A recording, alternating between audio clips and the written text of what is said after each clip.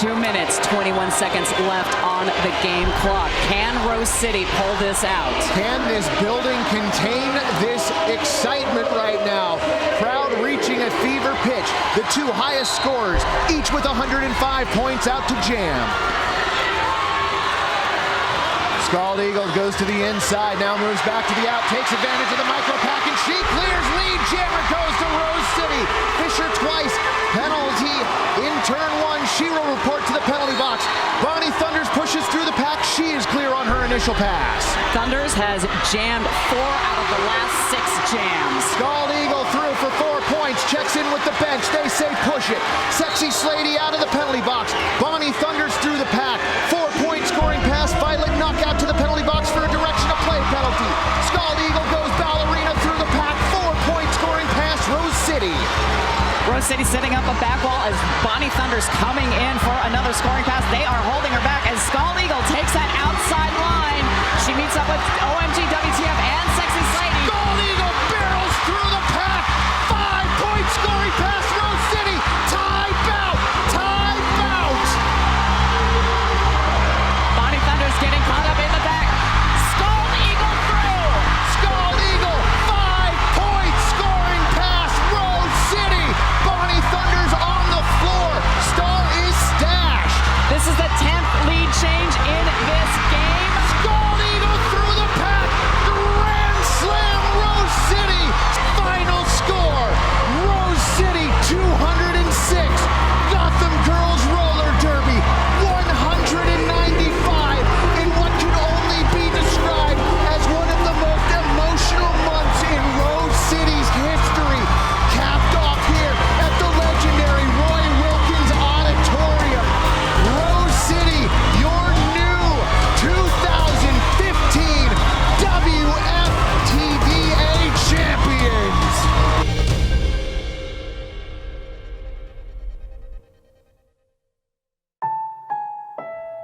I am 100% part of the Whip It generation. I saw that movie and it was like, oh my God, there's such a thing as roller derby? It's not just Hollywood? Because I totally thought it was just Hollywood at first. And then I had just moved to Portland, Oregon, and I Googled roller derby, was able to watch all sorts of archived footage, and I was, watching all sorts of different skaters from that era and thinking to myself, ooh, having played many, many years of center as an ice hockey skater, where I'm very much in an offensive mindset, I knew I'm more in an point scoring mind frame generally. I naturally immediately took a liking to the jamming, and because I wanted to do the job, they let me do the job, so to speak. So I will say early on, based on my body type and size, I think there was some pretty serious skepticism going on at the time that I would be right for that job, but I think it's worked out.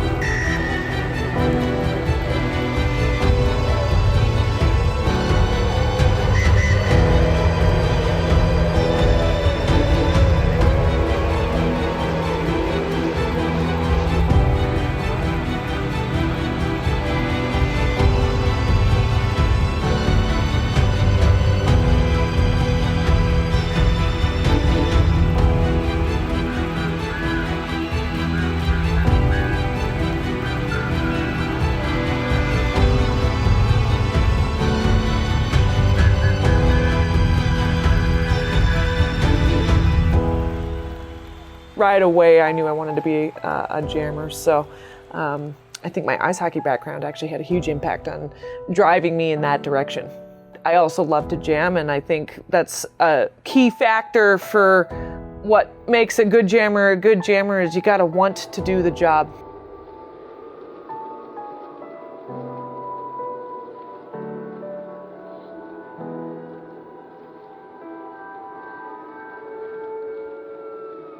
Probably my 3 favorite jammers to watch are Much Mayhem, Lauren Much, Falcon Punch, and Lady Trample.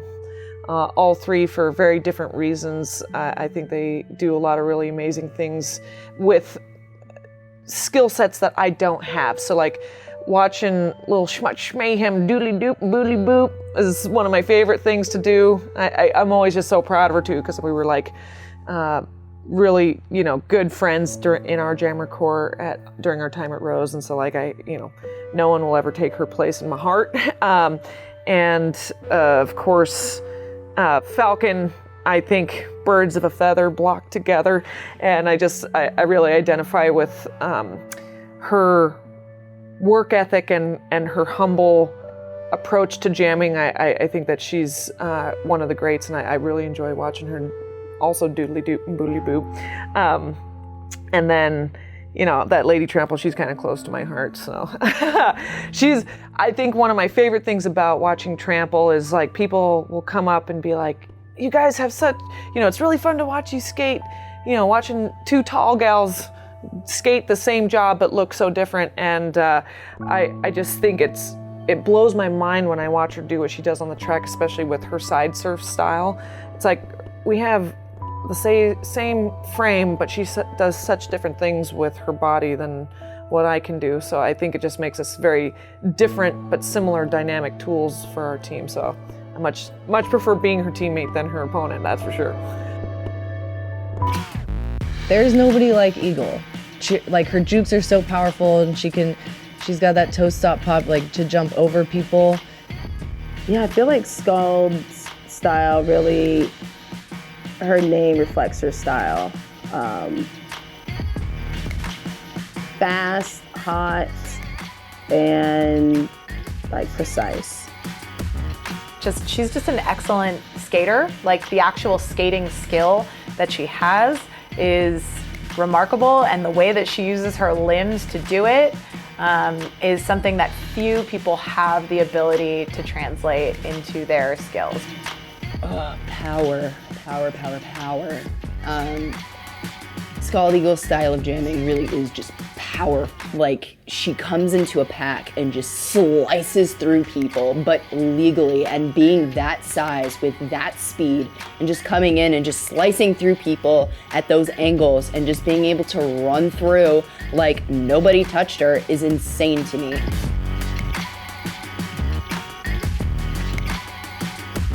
How do I want to describe her?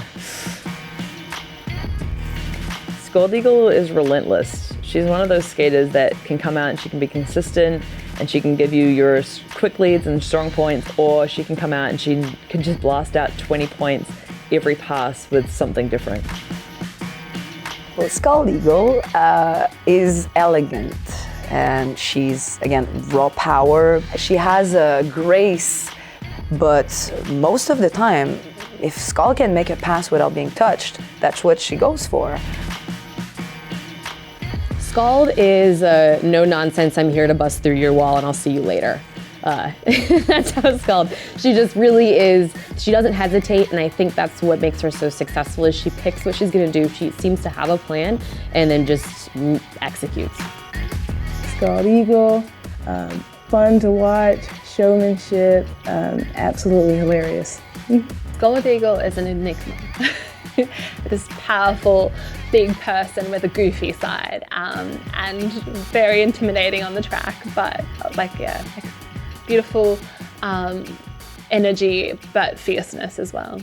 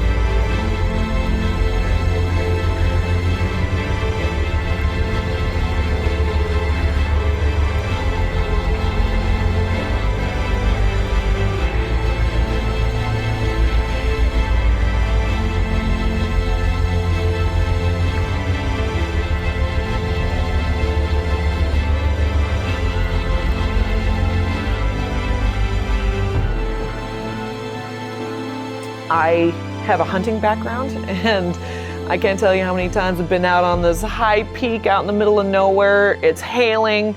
You know, I haven't seen anything for hours and hours, and it's like, why am I here? Is this supposed to be fun? I can't remember why I'm doing this, you know, and it's like, I think that it's really important when you're in those death trudge moments to just persevere and get through it, so that obviously you can score points for your team, but it should, the challenge and overcoming that challenge, I think is what makes it gratifying and super fun for me, is to figure out how to, despite that isolation, get through the pack. So perseverance is a key component, which means basically, you know, jammers got to have true grit in order to get through it and be successful, especially at the highest level.